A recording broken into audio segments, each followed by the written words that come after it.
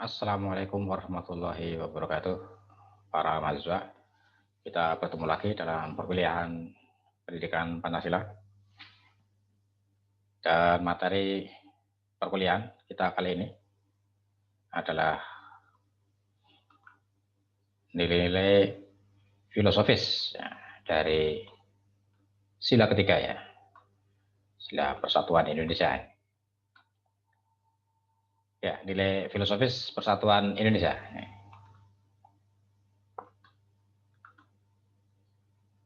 Ya, pertama mari kita coba ungkap ya, bagaimana sih hubungan manusia ini dengan tanah airnya, gitu ya, dengan tempat kelahirannya, dengan tanah tumpah darahnya.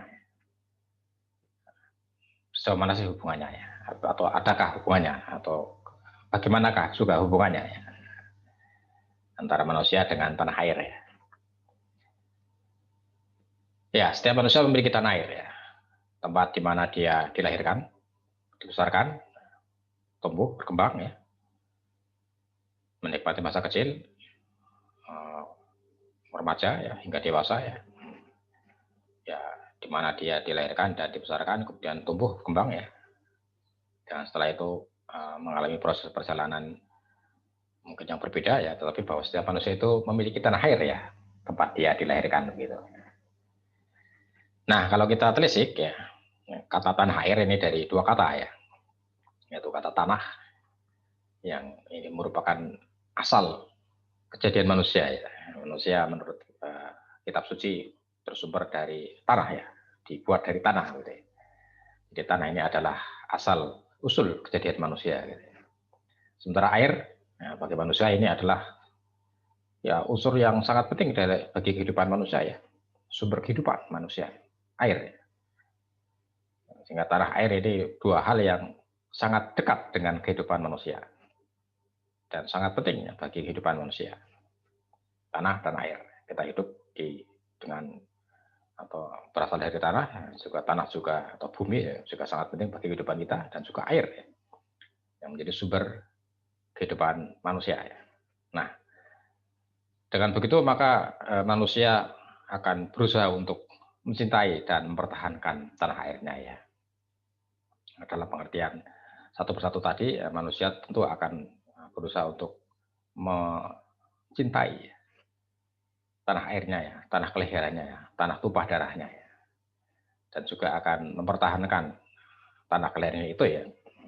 Nah, ini insting naluriah dari setiap manusia pasti akan mencintai dan terus mempertahankan, berusaha untuk mempertahankan tanah kelahirannya ya. Jangan sampai kemudian hilang dari sejarah ya, dari peta dunia ya. Ya, sekalipun terus berubah, tapi tanah air akan terus berusaha untuk dipertahankan ya. Diharapkan untuk terus ada ya, terus bertahan ya, karena itulah asal mula kehidupannya. Dari sanalah dia berangkat meniti atau memulai kehidupannya gitu ya. Nah, ini dari sisi asal usul kata ya, dari istilah ini ya, manusia begitu dekat ya dengan tanah air gitu. Lalu bagaimana kita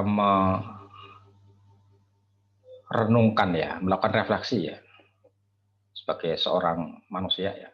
Jadi respon manusia kita ya terhadap tanah air kita itu seperti apa ya.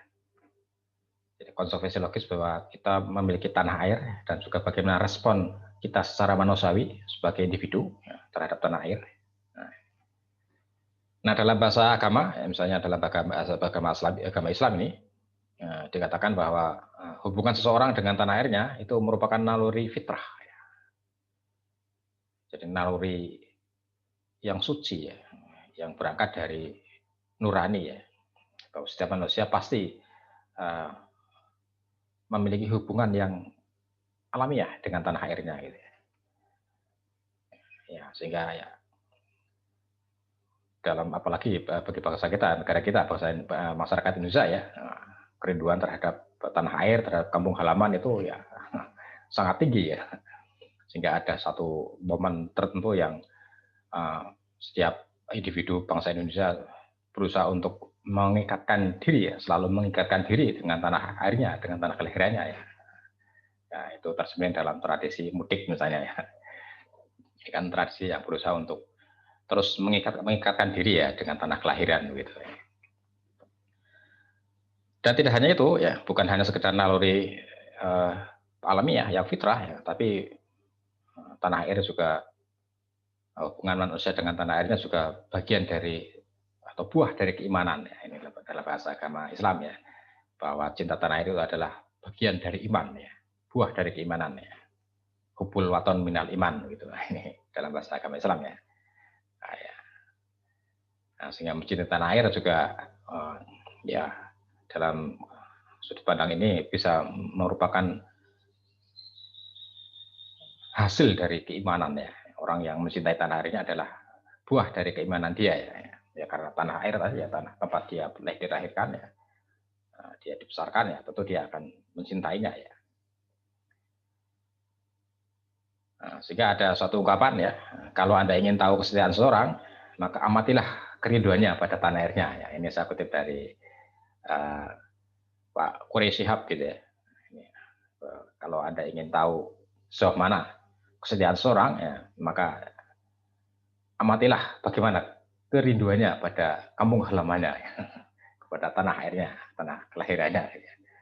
Nah, jadi besok kalau Anda ini masing-masing mencari pasangan ya, nah, itu coba bagaimana kerinduannya pada kampung halamannya ya. Kalau dia kerinduan kepada kampung halamannya begitu kuat, maka ya, itu salah satu indikasi ya, bahwa dia adalah orang yang setia gitu. Ya, indikasi saja ya, itu salah satu indikasi gitu ya. Ya, jadi kalau Anda besok berkeluarga punya pasangan ya, pasangannya mengajak atau pulang kampung ya ke kampung halamannya, ya jangan terus dicegah ya atau dihalang-halangi ya, itu bagian dari kerinduan kepada tanah air ya, dan itu bisa menjadi indikasi kesetiaan ya, kesetiaan pasangan gitu. Nah, ini. Ya ini kemudian bahwa setiap manusia memiliki keterikatan tertentu ya, termasuk terhadap tanah air tadi ya, sehingga dengan kesetiaan itu dia akan merasa puas ya, merasa aman ya, merasa bangga ya. Saya lahir di mana ya, maka akan punya kebanggaan tertentu ya, punya rasa nyaman tertentu ya, kenyamanan tertentu ya mendengar misalnya tanah kelahirannya disebut ya, atau disiarkan di media ya, wah ini kampung saya ini ya, itu ada kebanggaan tersendiri ya, ada kepuasan tersendiri. Nah, sehingga afiliasi atau keterikatan terhadap kampung halaman, terhadap tanah air ya, nah, itu adalah suatu yang naluriah. Ya.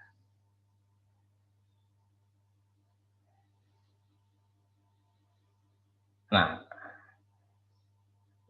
kita manusia diciptakan laki-laki dan perempuan ya. Yang ya pada akhirnya kemudian secara fitrah laki-laki dan perempuan ini nanti akan berkeluarga ya, berpasang-pasangan gitu ya. Dan dari berbagai kelompok manusia yang berpasangan itu kemudian akan menjadi suatu kelompok yang lebih besar lagi, yaitu kelompok suku-suku ya. Misalnya Jawa ya, atau ya ini di kita di Jawa ya. Jadi dari berbagai pasangan keluarga yang hidup di tanah Jawa ini, kemudian membentuk satu suku, yaitu suku Jawa.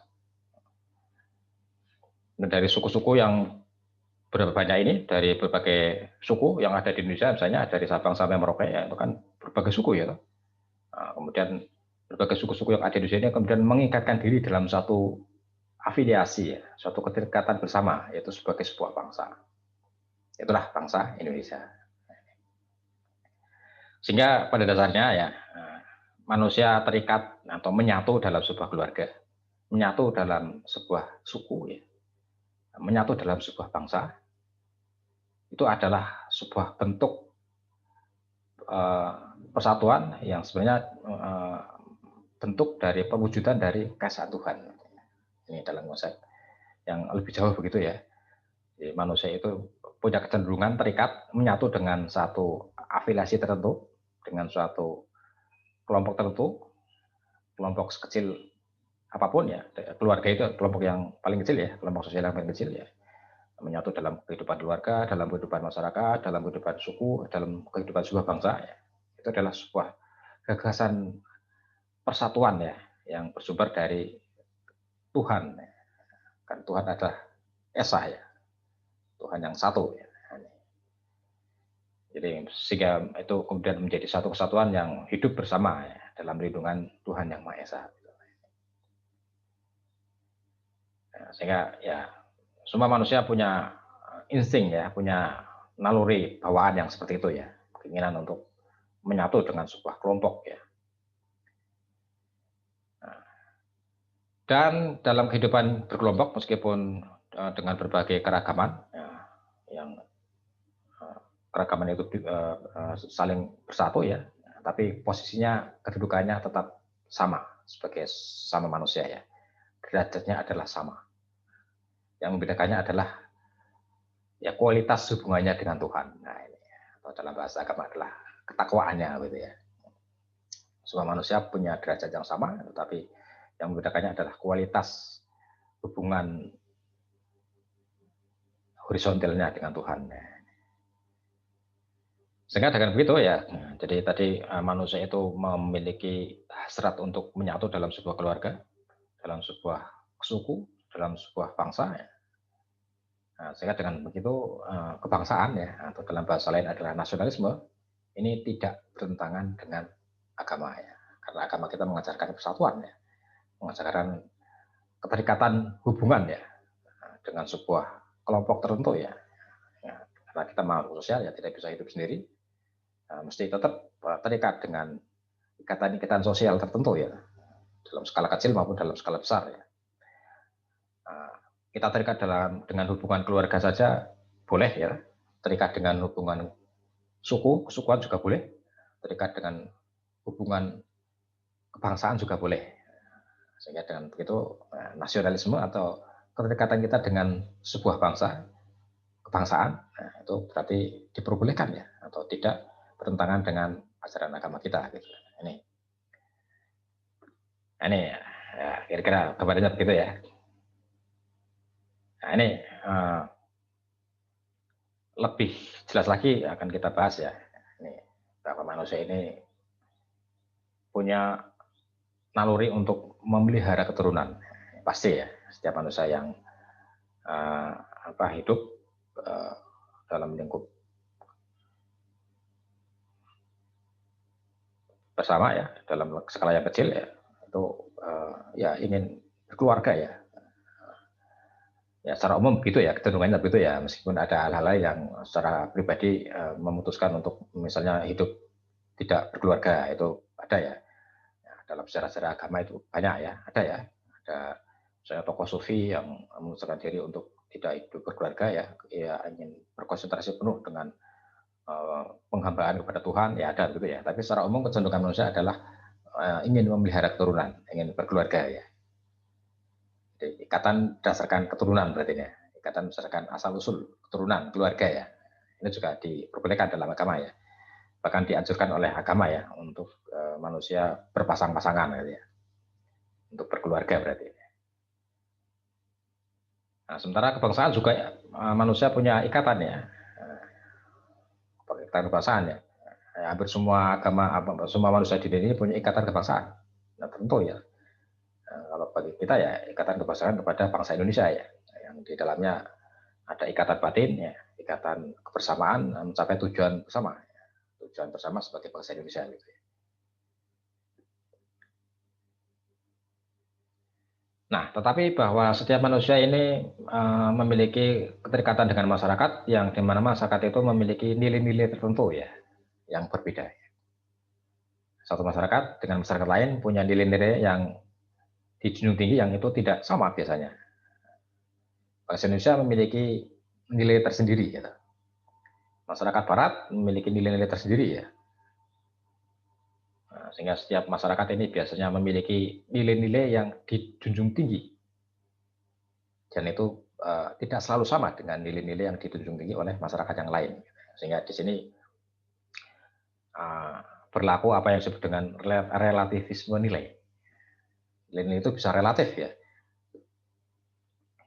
bisa baik di suatu masyarakat, bisa kurang baik pada masyarakat yang lain. Sehingga ya patokan nilai-nilai setiap masyarakat biasanya tidak sama ya, tidak selalu sama gitu ya. Ya ada persamaannya tapi tidak selalu sama biasanya. Ada hal-hal tertentu yang membedakan ya antara nilai-nilai di suatu masyarakat dengan masyarakat yang lain ya. Nah, misalnya di nilai-nilai di masyarakat Jawa dengan di masyarakat Batak ya misalnya ya. Kan secara prinsip ada nilai-nilai keterbukaan itu ada ya.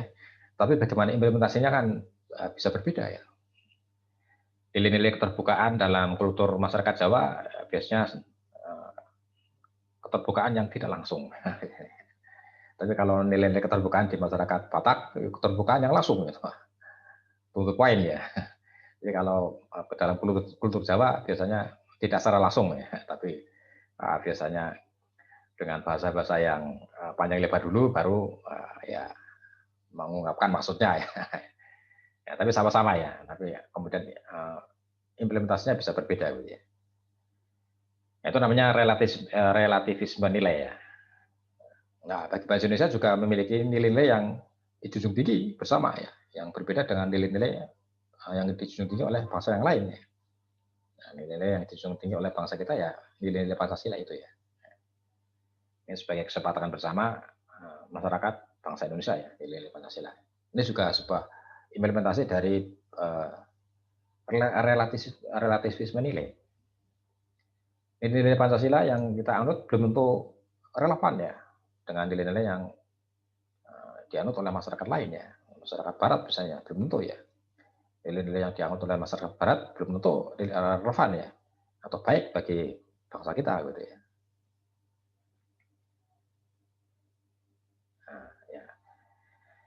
Nah, sila ketiga ini adalah yang berkaitan dengan tadi ya, nilai-nilai kebangsaan, nilai-nilai nasional ya, cita tanah air ya, persatuan-kesatuan ya. Tidak ada yang merasa superior ya, dan juga tidak ada yang merasa inferior, maksudnya begitu ya. Baik berdasarkan asal daerah maupun berdasarkan warna ras atau warna kulit ya, semuanya ya, hidup sebagai bangsa yang bersatu ya.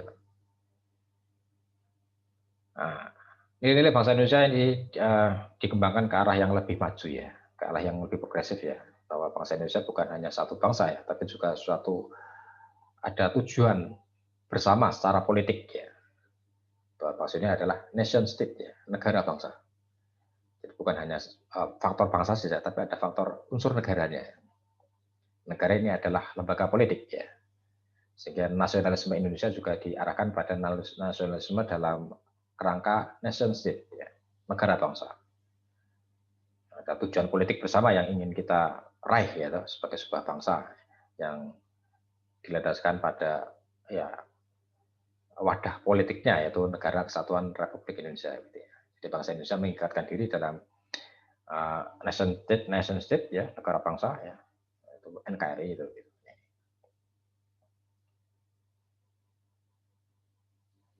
Nah, dalam persatuan Indonesia itu di dalamnya ada keragamannya.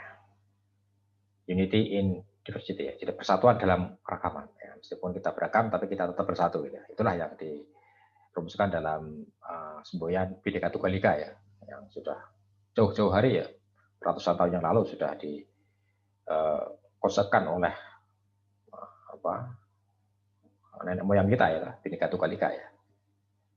Nah, ini alam pikiran tersebut menggambarkan wawasan bangsa kita yang luas ya, yang kosmopolit ya, yang terdiri dari berbagai keragaman tapi berusaha untuk mencari titik temu, mencari persamaan ya di dalam kebinekaan ya. Tidak menonjolkan keberbedaannya, tapi berusaha untuk mengedepankan persamaannya ya. Sehingga dari itu akan tumbuh persatuan gitu ya. Keragamannya atau pluralisme ya, mengakui keragamannya, tapi ya diarahkan untuk persatuan. Ya.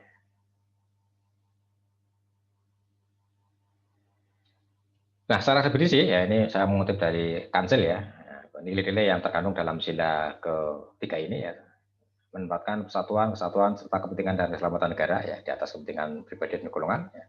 kemudian rela berkorban, ya sekecil apapun pengorbanan yang bisa kita berikan kepada bangsa dan bernegara ya, kemudian mengembangkan rasa cinta tanah air ya, bangga ya sebagai bangsa Indonesia dan bertanah air Indonesia, ya. Kemudian memelihara ketertiban dunia berdasarkan kemerdekaan, zaman abadi dan seluruh. Jadi keterlibatan kita dalam perdamaian dunia ya, yang itu juga akan berdampak pada persatuan kita ya. Pengaruh global itu juga akan punya dampak terhadap kondisi persatuan dan kesatuan bangsa Indonesia ya. Nah ini ya saya kira sudah ya kita cukup pahami ya tentang nilai-nilai ini ya.